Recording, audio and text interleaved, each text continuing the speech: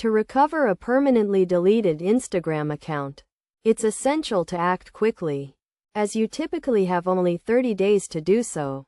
Start by opening your phone's browser and navigating to Instagram.com. Log in with your username and password, and a pop-up will appear asking if you want to keep using your account or confirm its deletion. If you want to keep your account, select the Keep Account option, which will be available until a specified date. Otherwise, all your posts and information will be deleted. After choosing to keep your account, a message may appear indicating a suspicious login attempt, and you'll be prompted to verify your identity through a security code sent to your phone or email.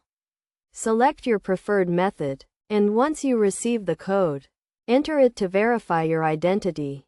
Upon submitting the code, you'll be logged back into your account, which will be restored and ready for use.